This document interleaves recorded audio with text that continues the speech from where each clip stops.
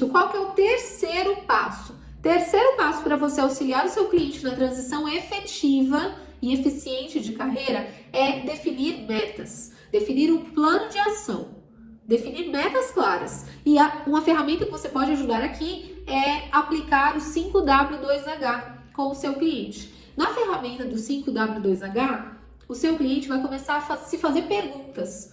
O que eu quero fazer? Por que eu quero fazer? Como eu pretendo fazer? Quando? Onde? Quem vai fazer? Ok? Então você vai ajudar o seu cliente a fazer essas perguntas e a buscar as respostas para essas perguntas. Por quê? Ele vai perceber que tomar uma decisão requer um passo a passo mais estruturado. E toda decisão, gente, tem um custo. Toda decisão tem um custo. Sair de um lugar para entrar em outro tem um custo. Tem um custo. Quer ver? Vou dar um exemplo. Às vezes o cliente decide sair de uma empresa para entrar em outra porque vai ganhar R$50 a mais numa outra. Isso aqui é transição, tá? Agora imagina aqui comigo. Aí ele considerou R$50 a mais para a saída de um lugar que ele já de repente mora próximo, que ele já conhece o ambiente, que ele já está adaptado àquele ambiente, àquela atividade, está confortável, apenas por uma remuneração adicional de R$50.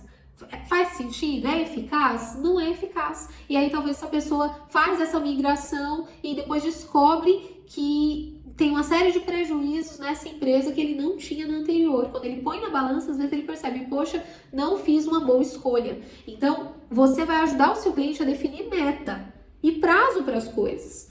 Prazo, quer ver um exemplo? Ele quer entrar na área tal. Para ele entrar nessa área, ele vai precisar ter quais qualificações? De repente, uma das qualificações que ele precisa ter é o ensino superior e ele ainda não tinha. Significa que ele vai precisar incluir no período de transição dele o tempo de formação. Ok? De repente, uma atividade que ele quer crescer na carreira. Por exemplo, ele trabalha numa condição hoje de júnior, ele pretende ser pleno. Só que o nível de Excel para o pleno é bem diferente do júnior. E aí ele percebe, poxa, para eu seguir como pleno, e você vai ajudar o seu cliente nisso. Para ele ser contratado como pleno, ele tem que ter um Excel avançado. Só que hoje ele não tem um Excel avançado. Então você vai ajudar ele a criar um plano de ação.